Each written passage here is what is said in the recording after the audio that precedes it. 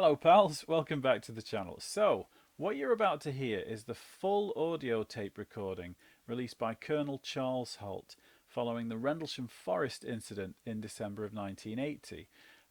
I have done a documentary on my channel, The Trial of Rendlesham Forest, where I'm presenting both the best cases for and against the veracity of the incident, and you are going to be the jury deciding what actually went on.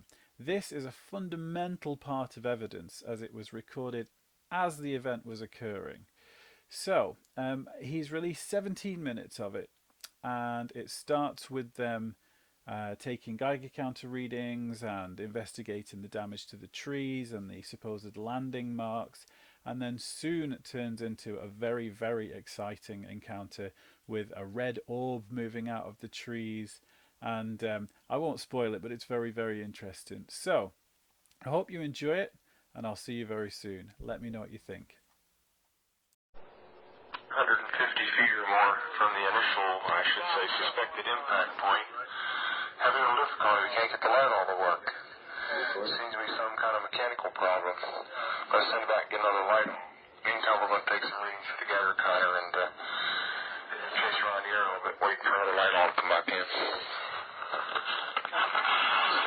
Standing up. The security control. Yes. That's mark 1 of 5 number. Okay, we're now approaching the area within about 25-30 feet. What kind of readings are we getting? Anything? Just minor clicks. Minor clicks. What are the impressions? Is that a little bigger they are? Well, there's one more well designed. The security control. We're still getting clicks.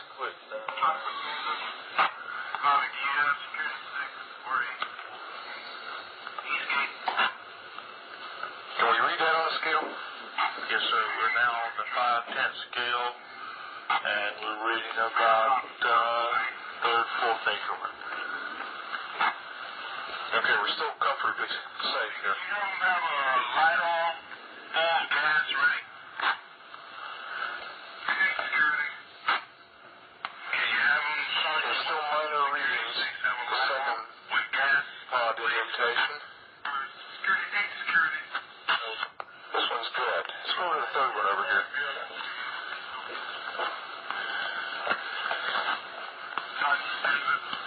Yes, now I'm getting some residual. I can read down. The meter's definitely giving the pulse. Okay, that's what I was going to say. Let's go to the center of the area next and see what kind of reading we get out there. You're reading the clicks. I can't hear the clicks. Yes, sir. What about the center, Bruce? Okay, let's go to the center.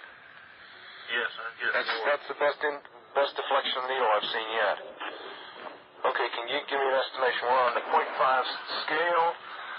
We're getting... Let's go over at approximately 01:25 hours. We're getting right at a half of a millirange. Last point. I haven't seen it go any higher. Okay, we'll go out toward the... Now it's picking up. This is out toward the number one indentation where we first got the strongest reading. Yeah, it's similar to what we got in the center.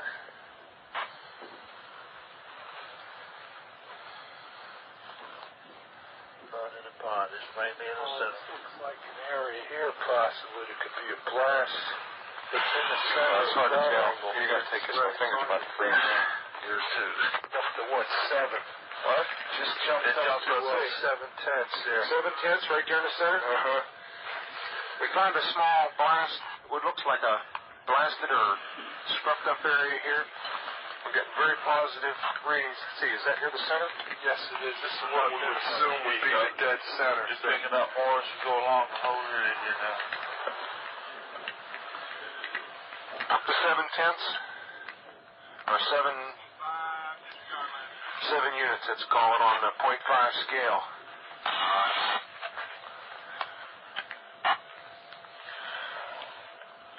Okay, why don't we do this? Why don't we make a sweep? Here, I've got my gloves on now. Let's make a sweep out around the whole area, about 10 foot out, and make a perimeter run around it. Starting right back here at the corner. Back at the same first corner where we came in. Let's go right back here. Don't let depend upon you counting the clicks. Right. Okay, let's start. Then I can put the light on it and sweep around it. It would fly.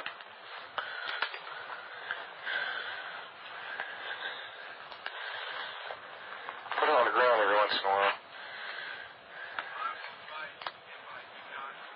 This looks like an abrasion on the tree. Okay, we'll catch that on the way back. Let's go around. One guy hit it there. I got the interest right over here. It looks like an abrasion pointing into the center. It is.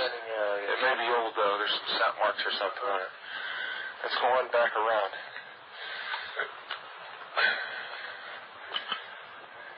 All right. So it gives some extension on there. Yeah, this is an awkward thing to use, isn't it? Oh, let's see, I carried on my ears, but this one broke.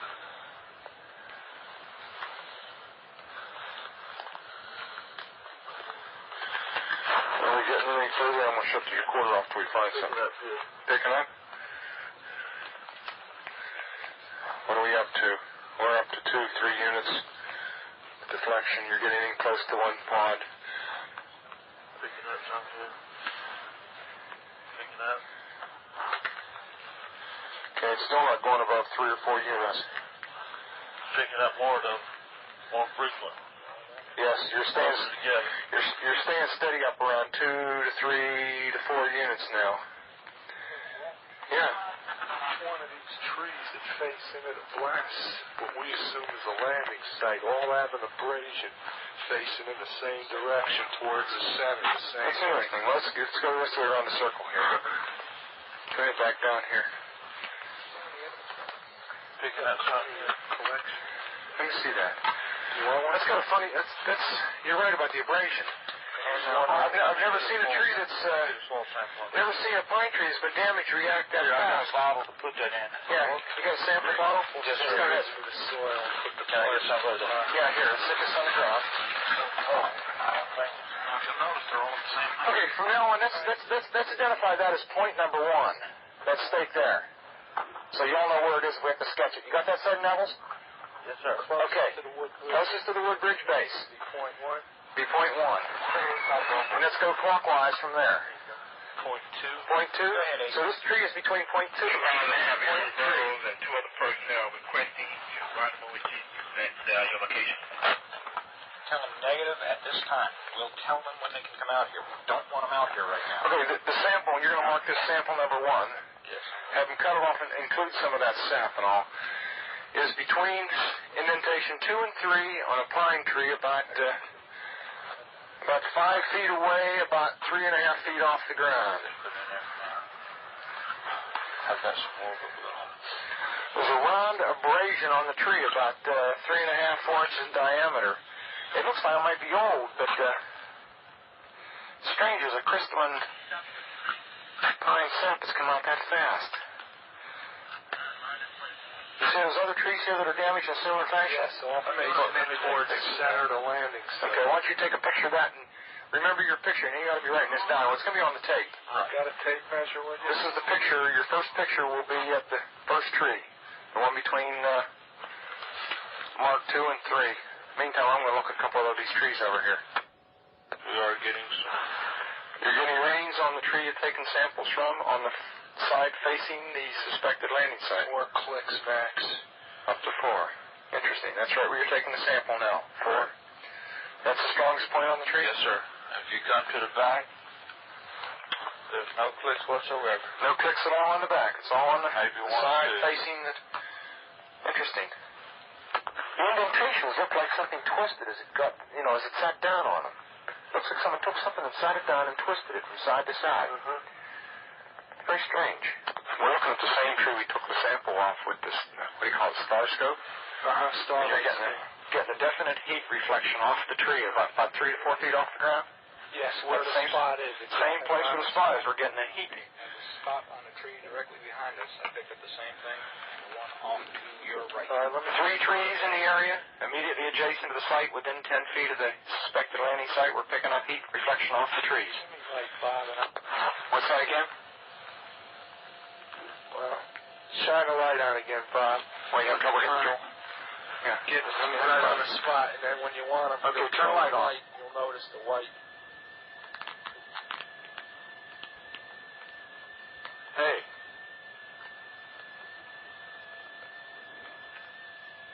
You're right. There's a white streak on the tree. Indicates Let me turn around and look at this tree over here now.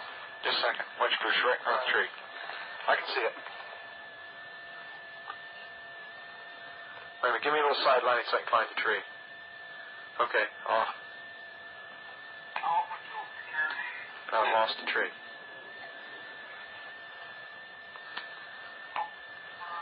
Okay, stop. Light on.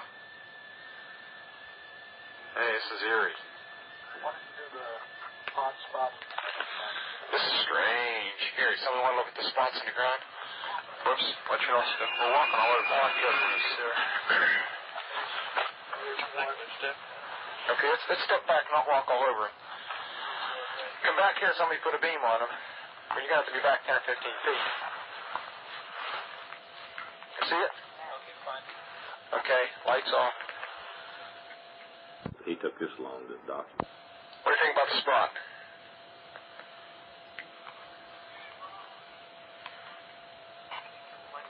Yeah.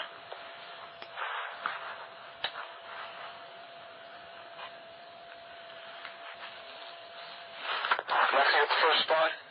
Okay, that's what we call spot number 3. Let's go to the back corner and get spot number 1. Spot number 1. Here's spot number 1 right here. Spot number 1 right here. You need some light? There it is right there. You focused? Okay. Looking out spot number 1 through the starlight scope. Take a slight increase in light as I go over. Slight increase in light at spot number 1. Let's go look at spot number 2. Spot number 2 is right over here. Right here. See it? Okay, get focused on it. Tell me when. Okay. Lights out. Let's see what we get on it.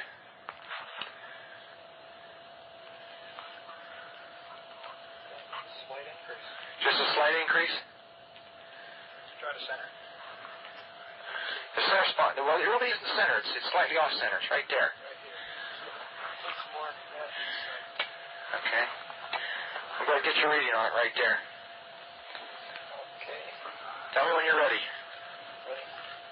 Okay, lights out. This is the center spot we're looking at now, almost the center. Slight increase. Slight increase there. This is slightly off center toward the 1-2 side. It's some type of abrasion or something in the ground where the pine needles are all pushed back, and where we get a high reading about deflection of 2 to 3, maybe 4, depending on the point on it. Want to check it? Yes. You say there's a positive after effect? Yes, there is definitely. That's on the center spot. There is an after effect.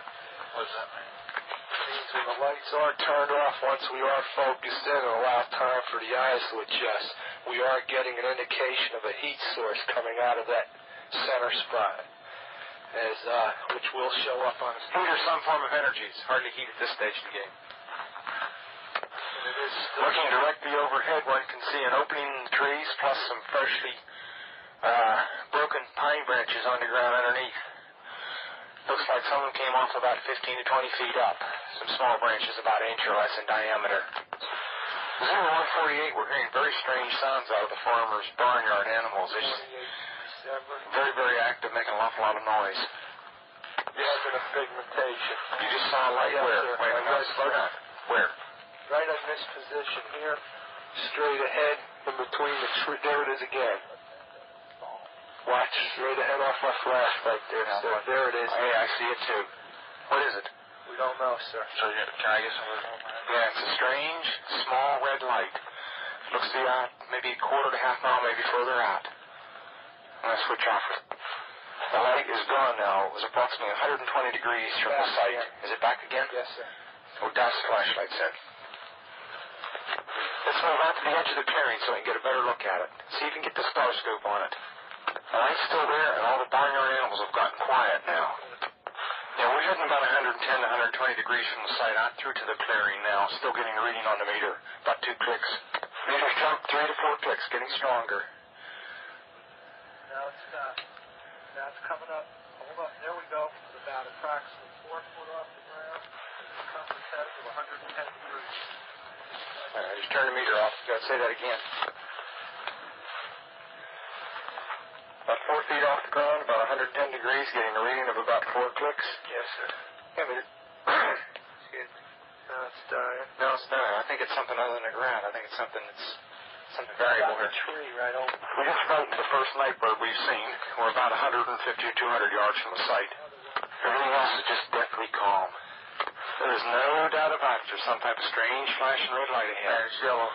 I saw a yellow tinge in it, too. Weird. It appears to be maybe moving a little bit this way. It's brighter than it has been. Yellow. It's coming this way. It is definitely coming this way. Pieces of it are shooting off. There is no doubt about it. This is weird. To the left. Yeah, definitely moving to the left. Two lights. One light to the front, Okay. one light to the left. Keep the flashlights off. There's something very, very strange. Keep the headset on. See if it gets any stronger. Okay. Give us a rundown. Notation that this is on the beta reading, too. It's on the beta reading? The Okay. shield has been removed. Okay. This is we're falling off it again. But it just moved to the right. Yeah. Off to the right.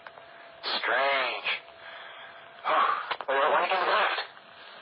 Let's approach to the edge of the woods up there. You want to do without lights? Let's do it carefully. Come on.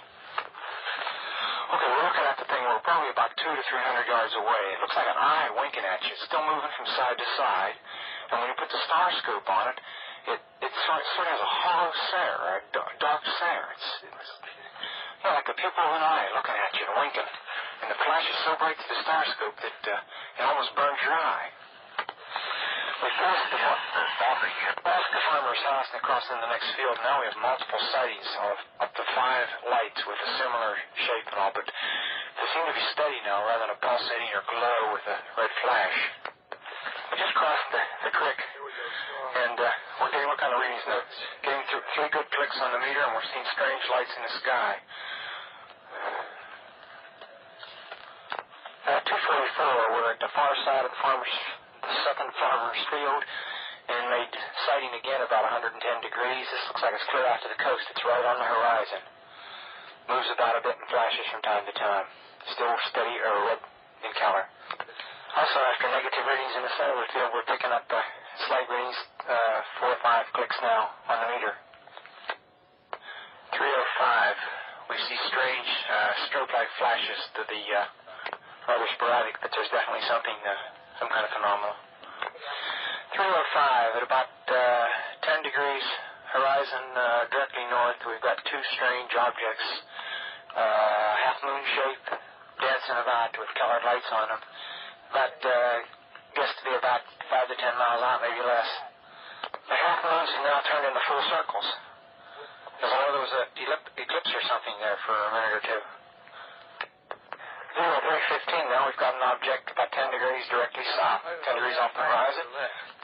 And the ones to the north are moving, one's moving away from us. It's moving out fast. This one on the right's heading away, too. Yeah, they're both heading north. Okay. Here he comes from the south. He's coming toward us now. Now we're observing what appears to be a beam coming down to the ground. This is unreal.